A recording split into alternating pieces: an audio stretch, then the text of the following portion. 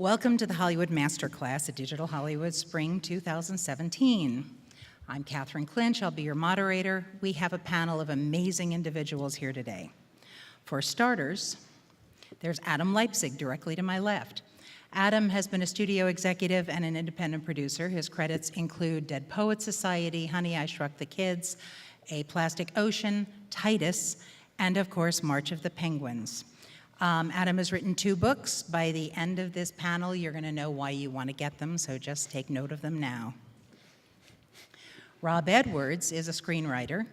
Started off in television on shows like Fresh Prince of Bel-Air, A Different World, Full House, In Living Color, and went on to write Treasure Planet and The Princess and the Frog for Disney.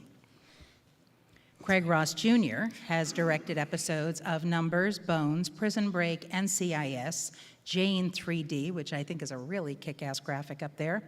And before there was Tangerine, there was a movie that Craig directed on his iPhone. He produced, directed, edited, and did everything on his iPhone, so that's going to be cool to talk about. Gary Goldberger is an attorney, a transactional attorney, not a representation attorney. He's also been an independent producer, so he's excellent at representing independent producers when the time comes to negotiate a deal. He is a member of BAFTA and the Television Academy. He's also a member of California Lawyers for the Arts. And beyond that, he's a member of Ivy League networking groups, so he's an all-around resource. I, last but not least, started out writing television in the 80s and 90s. I did all the boys' shows that are listed up there. Then I spent a lot of time with a magazine called Creative Screenwriting, if any of you have ever read that, and I helped produce the Screenwriting Expo for 5 years.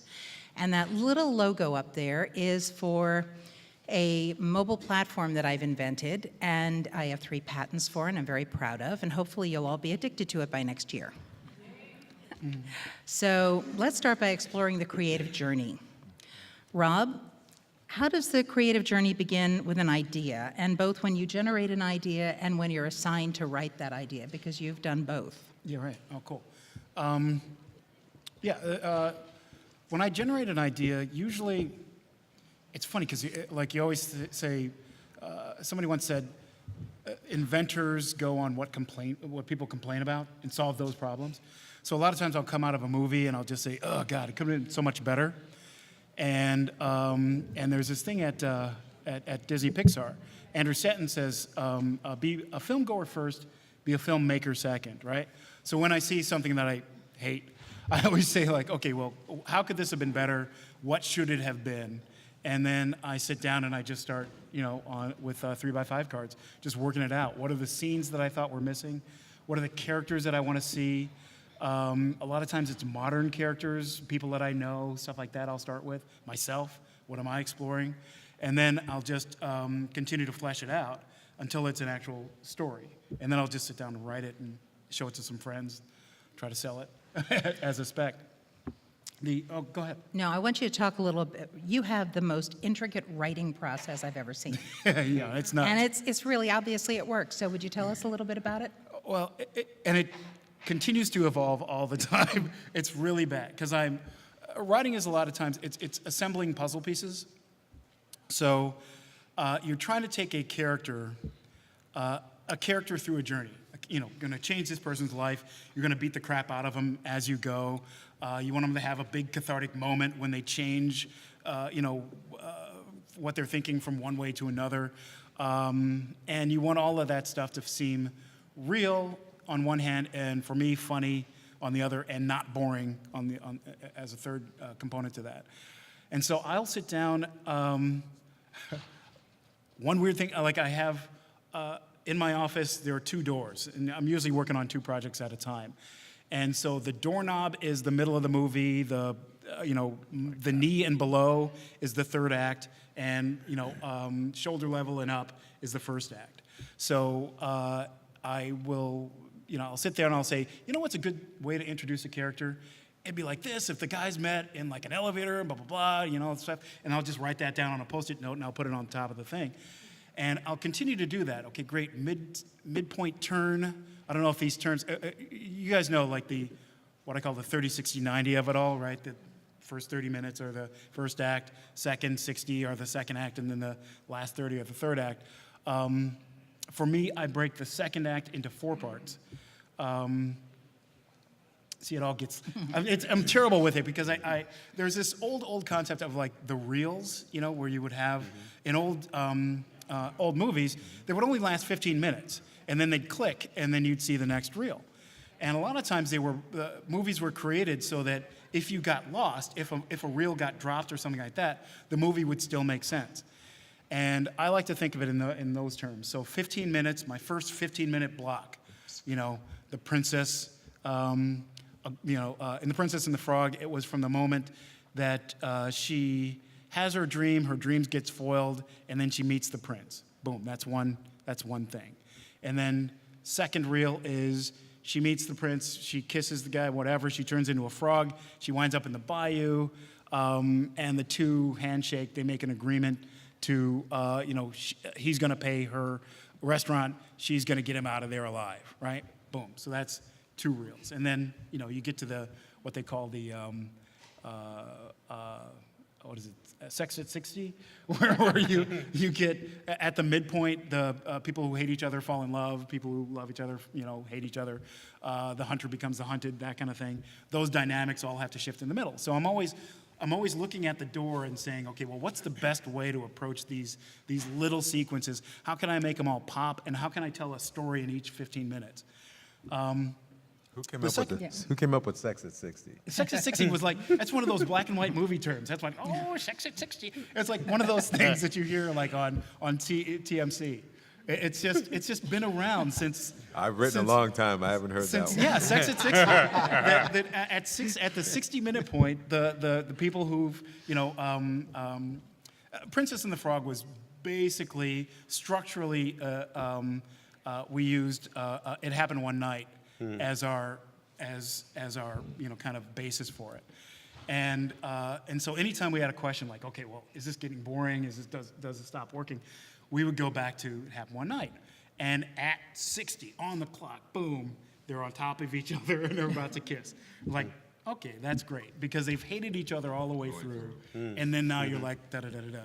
And so we did the same thing in Princess and the Frog. They're dancing, there's this little moment of almost kiss, and click, 60, right? And it just keeps it alive, right? It changes the dynamics all the time. So I'm always thinking in those terms of like, how can I keep this going? What's the best way to tell the story? And the first part of the question you were asking is like, when somebody hands me a story, I have to find a way to fall in love with it, and it's sometimes difficult. Sometimes what was it? Okay, Undercover Brother 2, they're trying to make it universal. And at first when I saw it, I was like, oh God, I had my problems with the first Undercover Brother, and I had to find a way to fall in love with it. And then once I did, I said, okay, great, I know how I can do it. And then it goes up on the door, it gets pitched, gets either shot down, we'll see. But that's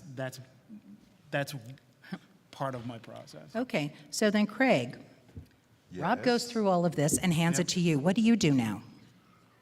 As a director, As a what I director. would do then is I'd find a way to fall in love with it.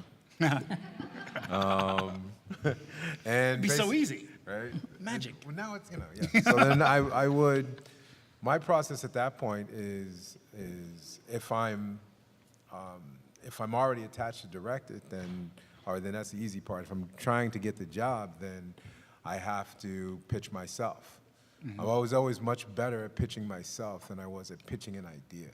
So that's sort of why the directing sort of took off more than the writing. But so I would, I'd figure out a way to pitch myself. Well, what about this script stands out to me? What about this script is what the movie's about? There's always a theme to a movie. There's always an underlying, thing that the movie's actually about. And two directors can look at that and see 2 totally different things. So you bring your unique stamp to whatever it is you're looking at, because you're looking at it. And so then you have to convey that stamp in the room. When you walk into the room, there's a bunch of producers and executive producers, studio people there, and you walk in and say, this is why I'm the person for this job, because no one else can see it like this, and this is how I would bring it to life. Do you pitch changes when you do it? Yes, I do pitch changes. Writers But- love that. They're not always. No. Sometimes it's great. At Disney Pixar is all about plussing. Sometimes they're good, Yes. right? Yeah. Sometimes I call you know. it plussing the board. Yeah, is exactly. what I Because call it, sometimes yes. it's like, oh God, I hate that guy. But sometimes, other times it's like, you know what? I never would have thought of that. Or I backed away from that idea, and I'm sometimes thrilled that a director wants to take something farther Sure. than I did, because then we can gang up on the producers in the studio. Well, I always think of it as two things. I mean, there's the script, and then there's the movie. Yeah. This would be the author of the script, but I would be the author of the movie. Yeah. And if I'm going to be the author of the movie, then there's got to be something in it that I'm bringing to it, other than just what's on the page. So I call that plussing the boards. I got that from, that's a commercial thing. When I did a couple commercials, and that's where I heard that. And Oh, so cool. so that's what that's how I would bring myself to the project and try to get that job. Okay, so Adam, how does the studio fit into this process, and what does it take to get a green light? It's impossible to get a green light. Yeah, right, exactly. Exactly. Can we be clear about that? Yeah. It's impossible. Now that Until now Kevin go. Hart. Until Kevin Hart walks in the door, Right, and everyone's like, right, "Hey, exactly. what do you want to make again? Your Yeah. shopping list? Excellent." Right. Okay. So, so full disclosure, I'm not a studio executive anymore. I'm a producer, but I deal with studios. So I used to be a buyer. Now I'm a seller. But because I used to be a studio executive, I know how to speak executive. I know how to speak financier. I know how to speak distributor. Unique languages, which are generally not taught in film school. All they really want to know is, can we sell tickets? And they want to be convinced that they can sell tickets.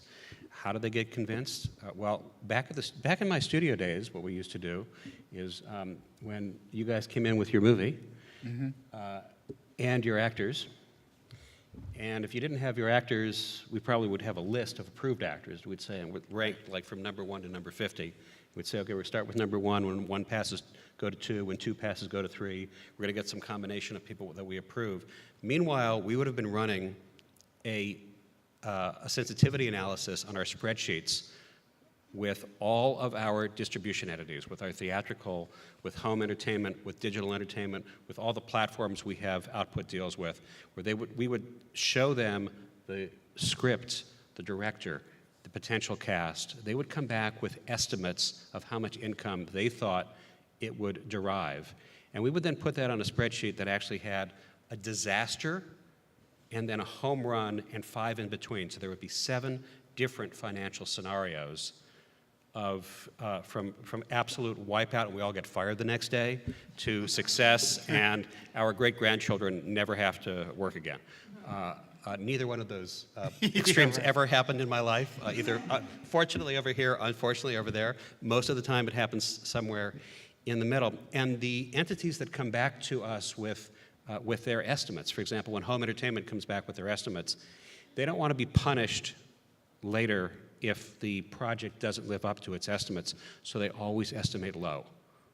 And that's true about everybody who comes back with estimates. So we're always internally fighting to get everybody to raise their estimates enough to justify the budget, the cast, the package, in order to get that green light. And you know, in some ways, it's really quite similar in the independent space as in the studio space, because even in the studio space, until cast is firmly attached, you're generally not going to get the green light, and that's always the case in the independent space also. That you need to have those elements that make distributors feel they can actually get tickets sold, and as they say so colloquially, butts in seats. Okay, so a couple of years ago, a very dear friend of mine was working at CAA, and he was in charge of the open assignment list. And I said, exactly what is your job? And he said, I maintain a database of thousands upon thousands of broken dreams. So, Gary, please break our hearts. I get the broken dreams. Please break our hearts and tell us about all the legal pitfalls that happened along the way up to this point. All Okay. of them, Gary. Every pitfall in 30 In seconds or graphic, less. painful detail. I'll assume that most people in the audience who are content developers are independent producer types. So basically at the outset, the biggest pitfall is make sure you're protected with your project. Here's a scenario that is not, unfortunately, uncommon. You sit with your friend and you decide you're going to create a project and you're going to write a script together. And you do that, and then you decide that there's somebody else who goes, you know, I know this script doctor. Let's go to her and see, it could be a he, let's go to them and see what they think, and maybe he or she can help us. So you take the script to a script doctor and you pay him $100, $150, and they give you a list of comments to improve your project, and then you go back with your friend and you rewrite it, and now you have a script, and then you start pitching it. And 2 months from now, you have a fight with your friend, and you're not talking as much. And 4 months from now, you're lucky enough that you're selling the project or optioning the project to a company, except for 2 problems. One, your friend is coming out of the woodwork now and saying, you don't have the rights to this, and the script doctor is coming out of the woodwork and saying, you don't have the rights to what I told you. And you know what? They're right, because you haven't protected yourself. You haven't gotten documents at each stage of the game that says who owns what and how you're splitting things. So it's kind of the more boring part of the whole adventure.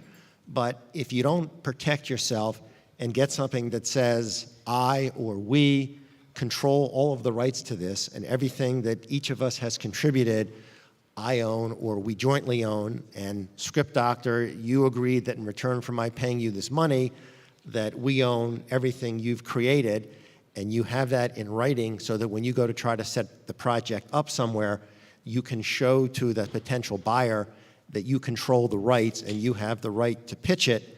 If you can't do that, you're going to have problems, because it's hard enough, as you know, to sell anything, but if you're trying to sell something for which you can't establish good and proper title, the buyer's going to run the other way. They don't want to buy a headache where people are coming out of the woodwork and saying, you know, we have claims to this. So the biggest thing from a business and a legal standpoint is protect yourself, make sure you have the rights that you need to the project. And that same thing holds true when you're shooting the project. Make sure you have the rights to put on film what you're actually putting on film. If you're shooting something that has Nike logos, make sure you get permission from Nike before you do it and lock your film. Because when the film is finished and you go to find the distributor is going to want to know that you have all rights that you need to have in order for them to distribute the film. And if you don't have certain rights and it comes out after you've locked picture, it gets expensive for you to go back and fix it. Music, same thing. Don't put music in your film unless you have rights to it or unless you're pretty sure that it can qualify as fair use. I can keep talking about pitfalls for an hour or two, but I think I'll stop We'll with gradually that. segue through I some had of a those. quick Are like the question big about scary that, though. sand. Do you mind if I ask him a quick question about Sure, go ahead. the Nike logo thing? That's Yeah. That's really only if you concentrate on it, or if you focus on it, right? I mean, if you happen to pass a Nike store while you're driving down the street and you're shooting out the left side of the and you happen to catch that along with McDonald's and Burger King and everything else. Technically, if it's identifiable in the film, you should have permission. In your example, no one may care, and people do it all the time where they'll in a panning shot, they'll show logos and they won't get permission, and you're probably okay. And generally, as long as you don't portray these things in a negative manner, you're probably okay, but not definitely. And it really depends also who it is and how litigious they are. Major League Baseball notoriously is very protective of their image. They've relaxed a little bit in the past couple of years, but if you have a character anecdotally wearing a baseball cap from an identifiable team, Well, that I can understand because you're focusing on it. well, Not If you happen to necessarily. go by a sorry, billboard he that could be, says, "Go the Dodgers." character could be walking through a shot, and you get a call from MLB. Yeah, Go Dodgers is a trademark name, so Right. you could be. You could be. you could Yeah. be. Probably won't, but Could be. And just to emphasize, just to reinforce what Gary was saying, not only do you have to have those rights, you have to have it on paper and you have to have it demonstrable and show it. Like they want to see the physical proof that you've done that. Yeah, and Meanwhile- there's slightly different standards if it's a documentary project than if it's scripted, but we'll leave that for another Meanwhile, time. the most brutal images from the Ferguson, Missouri conflict took right outside of McDonald's. McDonald's is in every single shot of it, you know? And that's not the same case. as I know, Gary's Right, but it's like exactly. that They're not making dichotomy money of, off Yeah. you would think. Because news So- is different, right? Yeah. Yes. Definitely. So, Adam, how does the studio decide when a project is going to die? Oh, that's a great question. Thank you.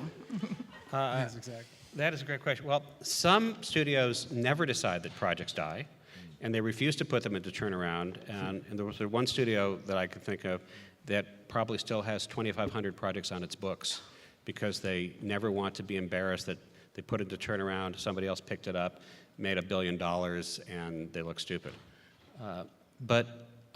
So generally what studios have is a kind of priority list.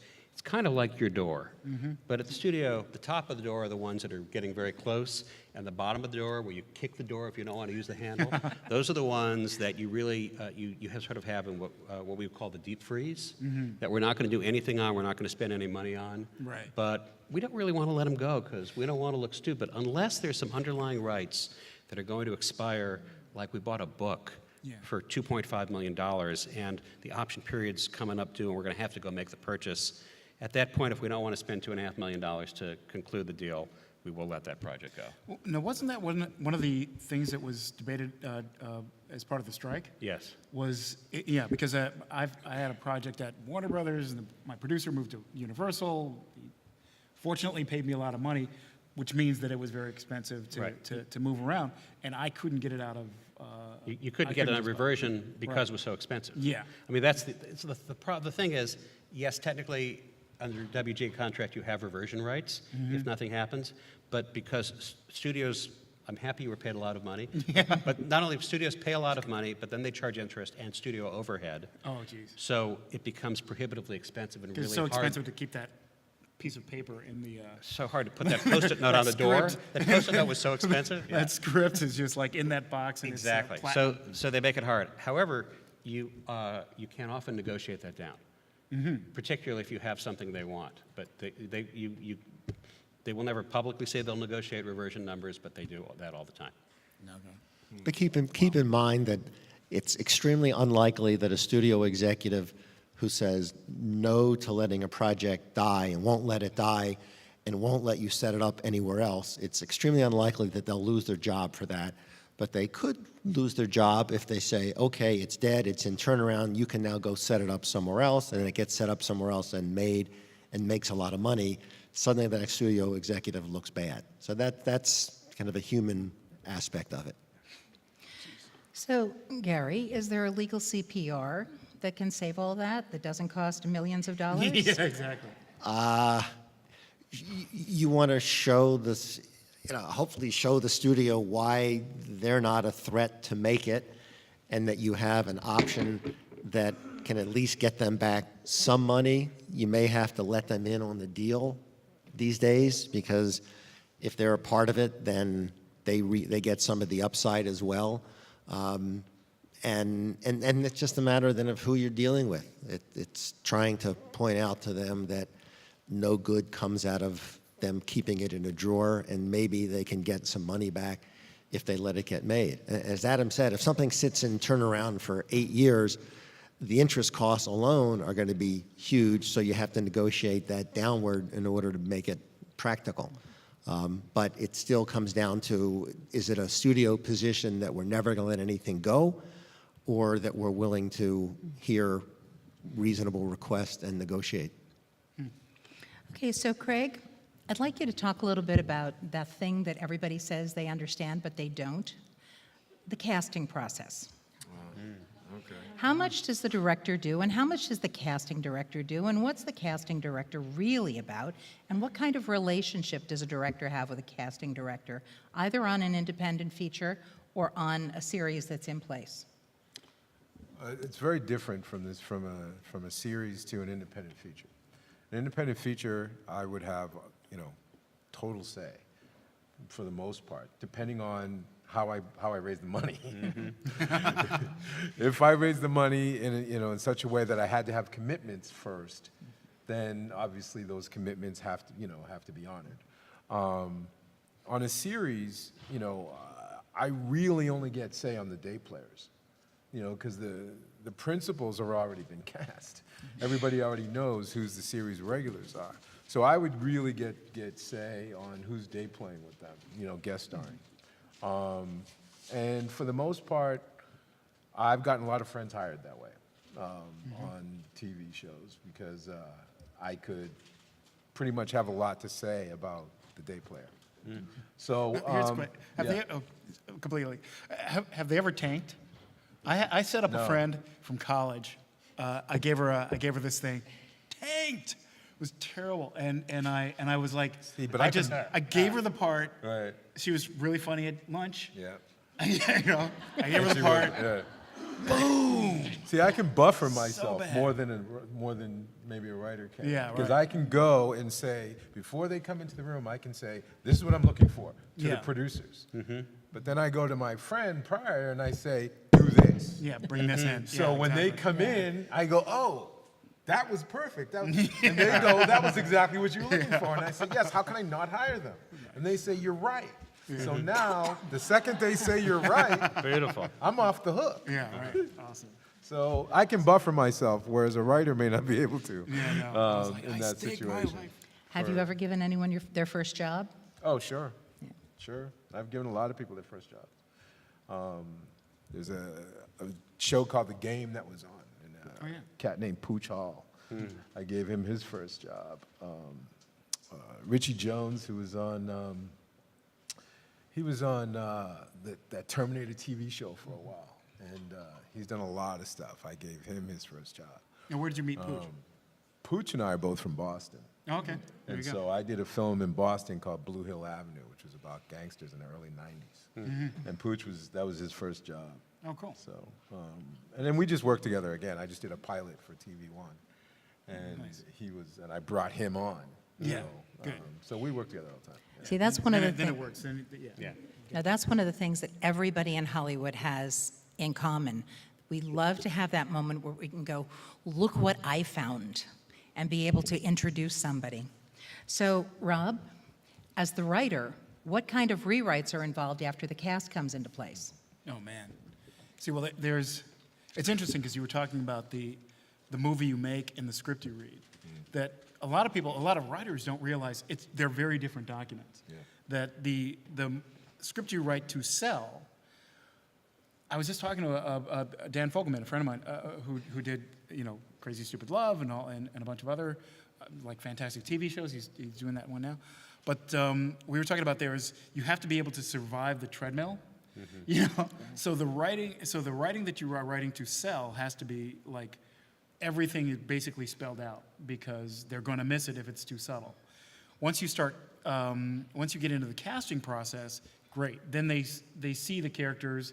You cast somebody, they know who that is. You can start writing dialogue to that character. And then when you make the movie, you're stripping dialogue out. You just want it to be subtle and fun and whatever, and you know exactly what you're going to get from the cinematographer, from the place that you're shooting it. Everybody's input starts to come in, and so that becomes fun. But yeah, they're very different scripts all along the way, and if you don't know the difference, you're going to get kind of swallowed up in the process. That was always my problem. Yeah. I was, as a director, I'm always writing from the end What you want to product. see, exactly. Yeah. And so I would walk in and executives would go, "What is this?" Yeah. Like, Yeah. Craig, whatever you're thinking in your head is not on the paper. Yeah. And I'm like, but it's right there. Yeah, exactly. So so when the I had camera's that problem and the for light's years. coming through the window. Yeah, right. Right. No, that's me all the time. Like, Rob, this isn't in there, and I'll say, I'll circle the stage direction. Like, look, it says it right here. But He's contemplating. don't you know executives don't read stage directions? Yeah, no. Because it goes all the way. You have to put it in the dialogue because it's short. The VersaClimber is moving so fast. Yeah, and you can't- exactly. you just- Yeah, you right. can't Need a little short see line. CNN on the Right. screen. And, well, ooh, Oh, you're okay. fighting for That was attention. my problem. That's I actually- I was putting it in this description. No, no. I need to put it Actually, in the dialogue. Secret for studios is And- it's got to be the dialogue. Like if you have a stage direction line, Joe gets shot and bleed out on the floor, they're not going to see it. Put in the dialogue, Joe. Ah, I'm shot. Yeah, exactly. And I'm bleeding on the Then they'll floor. understand Oh, what no, happened. there's blood on the floor. That's it. I have to clean up all this blood. Yeah. Yeah, Then they'll exactly. get it. Yeah. No, and you look at, what was it? I was reading, what is it, David Koepp's first draft of Panic Room. Mm-hmm. Exactly that. Boom, Right. boom, boom, dialogue, dialogue, dialogue. Paul Antanasio's draft of Moneyball. Dialogue, dialogue. Right. It's right down the middle of the page. The Yeah. whole thing. There's barely a slug. I worked with Sorkin on Studio 60. Same thing. Yeah. Just dialogue right down the middle of the thing. If there's a stage direction at all, he says the stage direction should not take longer than the action takes to Yeah. make. It should not take longer to read than it should take to do. Man, I'm so doing it's this wrong. so he's he's writing for flow, and you know you open one of those scripts and you're like, oh, I'm done, 15 minutes. Right. You know, like, yeah, that's what it is. Yeah. You're writing it to sell because you just need to sell the idea. Yeah. That's You it. know, first step through, you just need to sell the concept, and then you can get in and be an artist and you know and start bringing I'm trying to the. be an artist too soon. Yeah, no. Okay, so Sell. this next question. On Get this that money. I'm sorry. On this panel, we have two people who have had that moment of being nominated for an Academy Award. Okay? And one of them, their film actually won the Academy Award. So, Rob and Adam, what's it like to see your film nominated? What were you nominated for? Most recently, March of the Penguins. Oh, nice. Yeah. And before that? Oh, well, Dead Poet Society got nominations, and That was awesome. yeah.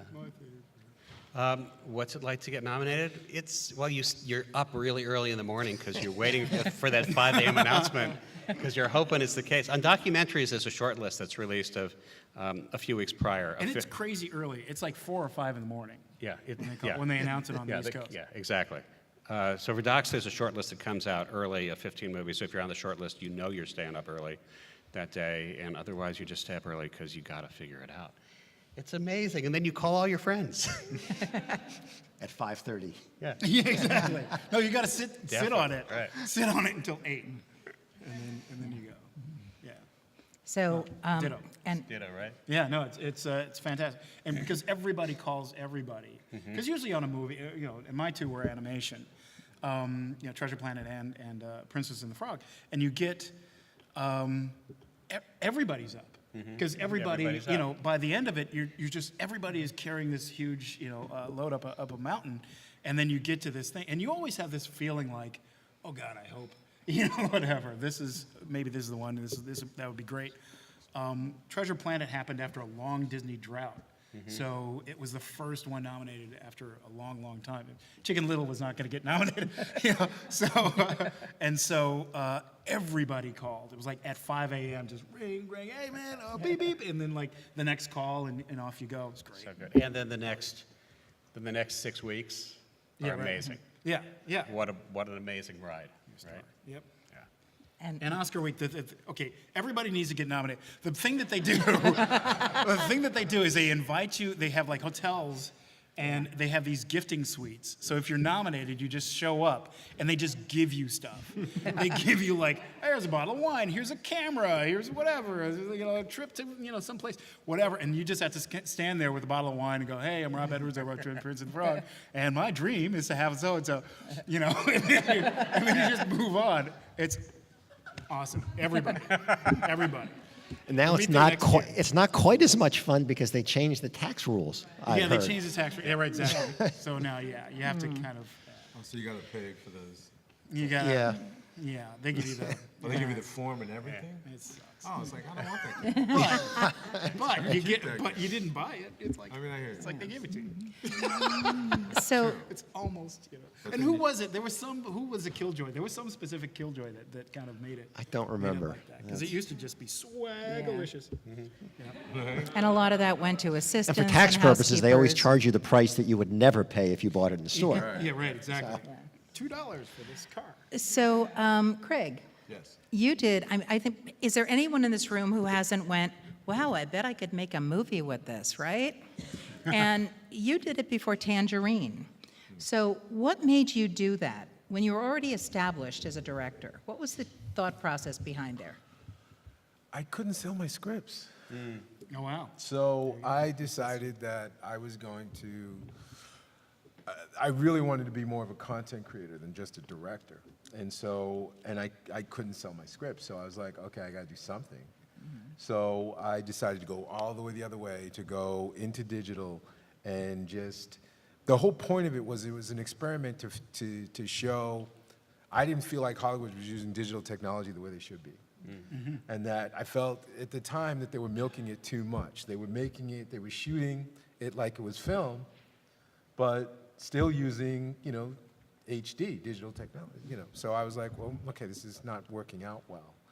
So I want to show everybody the power of digital technology. So I'm going to take my phone and I'm going to use it as a phone. I'm not going to use it as a camera. So in other words, I didn't, you know, put 35mm lenses on it, and I didn't put up, you know, I didn't even put up lights. I used all practical. Oh, cool. And basically I took it out of my phone, I took it out of my pocket, I used, you know, I put it on AirPlay, I point and shoot. I would, you know, edit that footage, put it back, you know, put it back in my phone, my pocket, and it's my phone again. But I wanted to show the, you know, how It rings while you're shooting. powerful your phone is. Now, in terms of creating commercially viable content, because we have a lot of Gen X storytellers here that are making free content with it, but I wanted to show that you could actually make commercially viable content. So that was what I did. That's what I did. So for Adam and Gary, can you walk us through very briefly, because I know it's like a huge ordeal story, the process of distribution?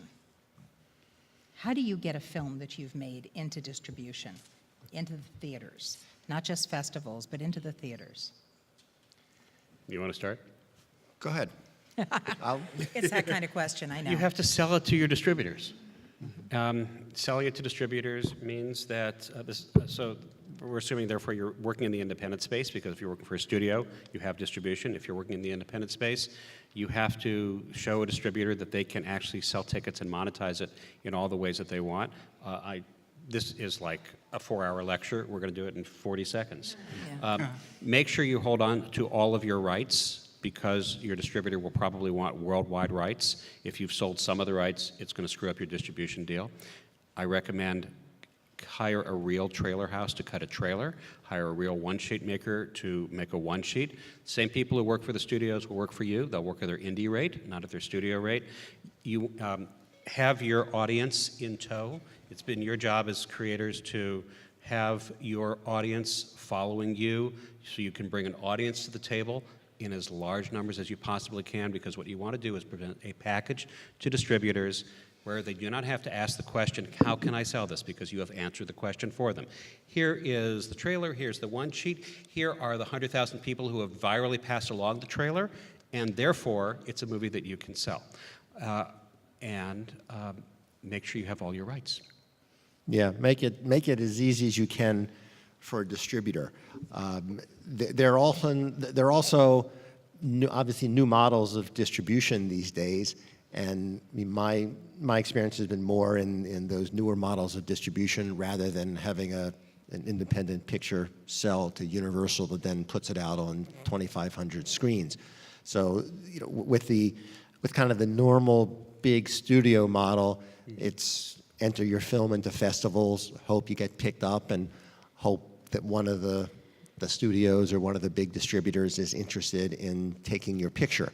Failing that, you're then in the pool of, how do I get my film out somehow? And there are many, many, many distributors out there. Some are good and reputable, some are new and you don't know, and some you're not sure. But from your standpoint, when you're making the film, think about how to make it commercial. It's wonderful to do a pet project, but if the pet project has no commercial viability, when you're finished, it's going to be really hard to find a distributor. Try to make it as attractive as possible. If you have people in your movie who have thousands of Twitter followers or Instagram followers, have them promote it. So as was said, you can go to a distributor and say, we can promote this with X thousands of people. A lot of distributors now are putting finished movies on digital platforms. It's, that's wonderful, and it's also not so wonderful. It's wonderful in that almost anybody's film can get out there. You can do it yourself. There's sites that you can pay money and they'll put it up there. But the key is it going to go somewhere where people will see it? Because there's so many films up on so many sites that the overwhelming odds are that your film gets lost in the shuffle unless you do something to make it stand out. A distributor will be happy to help you, but a distributor is less likely to come up with that strategy for you that's going to make your film stand out. So when in dealing with a distributor, you have to take the lead as much as possible, realizing that for a distributor, ultimately your pet project is one of a number of projects they're distributing, and they have to put effort into multiple projects, not just yours. So as a producer, you have to walk the line between being a pain in the ass who the distributor's not going to want to take calls from, and an absentee producer who just lets the distributor do everything without support. You can, if you go to a distributor with a plan for how this picture is going to be marketed and how you're going to support it and how the cast is going to support it, that's helpful. But it also means when you're making the picture, in addition to funding the budget of your picture, you should put money aside for promotion, because without promotion, your picture is going nowhere. I won't even take on a project unless the financiers, if it's not a studio, unless the financiers have budgeted money for marketing and distribution. Because there are 10,000 movies made in the U.S. every year, and 9,000 plus of them get no distribution whatsoever. You don't want to be in that position.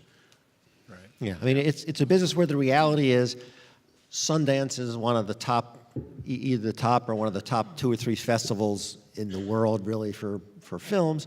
And there are about, 900 or so films that are submitted to Sundance, and less than 100 get in, and most of those don't get picked up for distribution. So For theatrical distribution. Yeah. For theatrical, yeah. Yeah, yeah. So those are the odds that you're up against. And even if the ones that go out for digital distribution, the odds that they're going to make more than their negative cost out of digital distribution are small. Not impossible, and there are success stories, but the odds are small. So you have to help yourself. Okay, so now we're going to have another fantasy interlude. In the 5th year of Screenwriting Expo, we got a call from Pixar saying, gee, we like what you're doing. Could we come be part of it? To which it was, thank you, Jesus, Of course you can. But Rob has gotten to do something even better. He's been able to be part of the Pixar Brain Trust on movies like Frozen. So let us into that fantasy moment. What's it like? Yeah, Frozen, Tangled, Wreck-It Ralph. It's an amazing process. The thing that you get that you don't get at any other studio or any other thing is that John Lasseter is sitting right there. He's writing the check. He's the head of the studio, and he's good at taking his studio hat off and putting his creative hat on.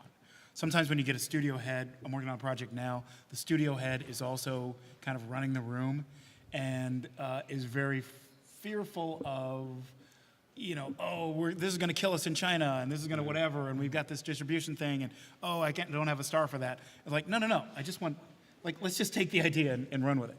And so the best thing that they do there is it's, I don't know if you guys have done improv or anything like that, but there's the rule of improv is yes and, right? So you take an idea There's a lot of times that the idea that is the best, an idea that seems great in the moment is sometimes not, because it's just, oh yeah, I've heard something similar to that. It's not all that unique, but it sounds kind of cool. Yeah, okay, good. And then you sign off on that. It's the weird idea that somebody comes up with that usually gets killed, that doesn't get killed in a Pixar brain trust. That idea, everybody goes, yeah, and what about this? And then you can take it and do this with it. Oh, great, and then you get blah, blah, blah. And everybody will just feed off of everybody else's energy, and you'll take it all the way until you pretty much exhausted all the ideas around it. And then it doesn't get killed. It just is suspended up there. And you say, or how about this? And then somebody takes something else, throws another ball out, a ball of yarn, I call it, a barn of yarn on the table, and everybody goes, woo, and you jump on it, and everybody gets in the sandbox. You run the idea through until that one is done. At the end of the day, the writer, the directors, I work with 2 directors usually, but the writer and the directors sit down and they say, okay, what do we have that's golden? What do we have, that doesn't work? It's the same as like the relationship between any director and any writer. You're looking for like, what do I believe that you also believe? Mm-hmm. Those 2 spheres. Like, I believe in these things. You believe in these things. Hopefully there's a lot of overlap. And you can just say, great, I like this, I like this, I like this. And then I put them on the door and then off it goes. But it's an amazing process. I do wish that more, it's hard to get into studios because there are so many levels of middle management that just sit there and you get a note and people just won't leave the note alone. And you're like, can you just let me make a great movie around you? And you just, they'll kill all the ideas as soon as they're, in their infancy, and it just sucks. Other part of the system that works really well is that idea of pre-visualization, that you're doing boards and you get to see it, and you get drafts. Like, Woody Allen, he has it in his budget. He shoots two of every movie. He shoots it once, cuts it together, screens it, and says, okay, now I know how to make this movie. And then he rewrites it, recasts it sometimes, and then reshoots the movie, and then that's the movie you see. And it's brutal, if you're this guy who's like, I got a Woody Allen movie, I was like, well, what month is it? Because you Josh Brolin just walked in, but that idea is great, and it's something that in digital you can do, all over the place. Robert Rodriguez does it, a bunch of guys do it. It's great for the creative process because it's not fantasy, you're not just sitting there going, no, really, if I write the sentence right, maybe you'll buy it. You're seeing it, and you're seeing it work, and then it emboldens everybody to take bigger chances.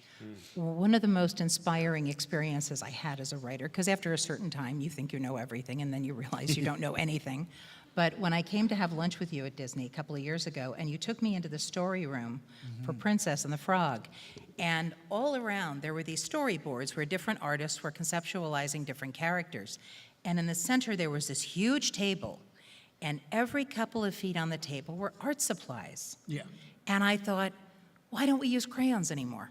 I mean, it was really just incredible. So, I mean, that's a really big takeaway. Yeah. We're China getting markers and then pads that are, anamorphic. Yeah. The size of a screen. Yeah. So everybody's just, drawing them. And then Post-it notes, once again. Yeah. So somebody will put up a drawing, and then somebody will say, oh, hey, here's a better expression. They'll draw the expression, they'll put it up on the Post-it, on the drawing. So we're going to open it up to questions for a couple of minutes, and I want you to be really concise in your questions so we can get a bunch of them. Please, no pitching. Please, no, none of the I've always loved you, and I've really, this changed my life. Just ask a question. Okay, okay. I'll say, well, wait, hey, let's not. Okay, I'm going to ask you ask first, so yes. I'm a casting director. Awesome. Can you guys talk a little bit about your relationship with casting folks in the development process? Especially in the independent world, I feel like I get a lot of calls to have us use our talent relationships to help get financing to attach talent. Kind of seems like a producer's job, right? So do you see that as a casting director's job? And how do you kind of navigate that to have you guys come together? Oh, for me, it depends on the relationship with the casting director. If I'm just meeting that casting director, then no, I'm going to probably, stay in my lane. But if I've worked with you a lot and I'm like, look, I need you to, you know, then that relationship changes over time. So the casting situation will evolve. But if I'm first meeting a casting director, then no, then there's another reason why I'm hiring you. Maybe you have a relationship with an actor that I need, but in which case, then, you know, I may say, okay, well, you know, if you can bring that actor on, would you be interested in being a producer on this project? Yeah, right. And if so, then we can do business like that. But to me, that's how. Yeah, exactly. I was just talking about, I have 2 projects now, and they're both like big, you know, pieces of casting have just signed on to do it. And it's mostly because I always write with an actor in mind. You bet. And sometimes I've started kind of screwing around with studios now, where I just name the character, the actor that I want to have play it. Nice. So that as they're reading, I was like, oh, okay, I get it, fine, you know, whatever. But in those cases, like you're going through, as you've heard, like distribution, all of those things, like literally studios will say, Tom Cruise in an action movie about a Viking, you know, $150 million. Like immediately they'll know. Here's a poster of Tom Cruise with a Viking hat, and whatever, and they'll know like this is the exact amount of money that you will get. This is the amount of money it'll make. Yep. They know all of that stuff right Yep. off the top. But if you say like, okay, well here's, you know, John Smith with a Viking hat, like zero money. So it means that you take the script, you get it to the manager, you get it to their agent. Hopefully, if you're at the same agency, there's a lot of packaging that goes on, but it's huge. It becomes a huge thing. So if you are best friends with big pieces of casting, you know, you have a lot of power. If you can convince that person to say yes to things that will hopefully not destroy their lives, that's massive. And it's all about getting the actor to see themselves in the role. I once got an actor big actor to say yes to a role because there was a scene in which he took off his shirt, and I'd done the research to see exactly what size and brand of underwear he wore. We wrote that into the script. He called on page 37 and said, I see myself in this role. Oh, funny. Oh, funny. Fantastic. There you go. See? There you go. Next question. Yes. Thank you everyone for being here. My name is Paula. My question is directly to you, Gary, about how to protect yourself, how you protect your IP? IQ. IP. Yeah. So when you're switching managers, so you're switching a lead manager, and they sign you up because of a project, they say that it needs a polish. And then you go through that process, and now they want to change the premise of the movie, which it's not a polish. And then they don't represent the project anymore, and then you feel like you're going to switch management. Switching the script, or you owe them something. Well, I'll summarize the question to try to make it a general one that everyone can relate to, and you can tell me if I'm summarizing it wrongly because I'm putting it in my words. What happens if you're working with a manager on a project and the manager contributes something to the project and then you want to switch managers? Does the manager have a right to that project, and do you have to keep them on?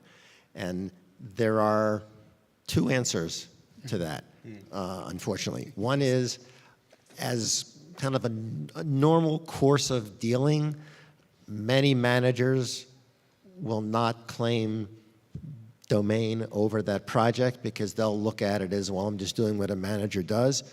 But some will say, no, if I contributed to your script, I'm attached to it. And they would be right that they would have rights to whatever they contributed to your script. Now, if they contribute an idea, because there are a 10-second of copyright issues is ideas are not copyrightable, expression of ideas are. So if you're sitting in a meeting with them, with a manager, and the manager says, why don't we have this scene take place in a supermarket instead of a movie theater, and you then change the script, that person doesn't have any rights. But if the person says, let's change it to let's change the location to a grocery store and create a character named Marge who's an out-of-work waitress and she's shopping, and you put all that in your script, then they have more of a claim to it. So it's really It's a hard question to answer in the abstract. It depends how much specific content that person contributed to the script. If they've contributed specific content that they can prove they've contributed, then they have some right in the script. It doesn't mean you can't still switch managers, but it means that you should work out something with the manager you're switching from so that they can't make a claim against the script. Next Or question. don't take notes from managers. Okay. Hi, guys. My name is Jennifer. Thank you for being here. Two-part question. Who gave you your first job in the industry? And what is something that you know now that you wish you would have known starting out? I wish I would have known to invest in Apple. Or Bitcoin. For me, my first job in the industry was I directed an episode of Strong Medicine, which was a TV show that Sony was doing, Sony TV was doing, but way back in the day. That was my first thing. What do I wish I had known then that I know now? That to sell a script, you have to have, the dialogue has to be. Right down the middle. I'm telling you, I got in so many rooms and they were just like, yeah. dialogue. I got in so many rooms and they were just, Greg, it's just not right for us. Yeah, right. Like, but it's perfect for you. What's the problem? Well, the problem is we can't see it. Yeah. I'm learning that today. After 15 years in this business. Rob? Let's see, first gig. Actually, when I was in college, I was doing an internship at PBS. I wrote, and there was this documentary on making MASH. This black guy on the staff of MASH, and so I said, "Oh, great, black people write TV." That was my first epiphany. And the second thing was like, "Okay, great." When the show was canceled, I wrote him kind of a jokey condolence letter, like, "Oh, I'm very sorry for your loss," and whatever. And he wrote me back, said, "Hey, pretty funny kid. If you ever come out to Hollywood, give me a ring." And so I called him right away. I was like, "Okay, how's this work?" And he wound up being my sensei. He introduced me to a bunch of people, and I owe him a lot. Thad Mumford. First person who gave me a job in this business was Jeffrey Katzenberg at Disney. Oh, coolness. And what I know now is that you shouldn't make a movie just because you can get it made. Ooh. You just blow my mind. Well, it's Really? because if it's not the right movie, it's not going to be good enough. Don't do it. Yeah, right. Well, it can, a movie made can screw you for a good long It time. can. Okay, so I had one of those, you don't believe this stories, but it's true. I took one screenwriting class, I wrote one script, I got signed at William Morris, I was writing network TV in a couple of months. And I know, it's like totally implausible. And where am I today? What I learned was just because a show sucks before it gets on the air doesn't mean it's going to become a cultural phenomenon like, let's say Miami Vice. And you shouldn't walk away. And also never, ever categorize someone as, they're just doing this, they'll never be anything else. Because no matter who it is, it's going to blow you away when you go, wow, how did they get there? Yeah, right. You know. Have faith in everybody. So in our last moment here, and that was a great closing question, thank you. Adam, what are the titles of your books and where can they buy them? Filmmaking, everything's on Amazon. You can find them, just go, search my name on Amazon, Adam Leipzig. Filmmaking in Action is a comprehensive book about how do you produce movies, how do you actually get them made, from idea through production through post. And it's called, and then for independent filmmakers, Inside Track for independent filmmakers, which teaches you how to speak financier and distributor. Okay. Thank you. Thank you. Thanks for the commercial. Listen, you have been an amazing audience. I've been watching you, and you've been paying attention, and I hope you've enjoyed Somebody fell this. asleep. So thank you so much.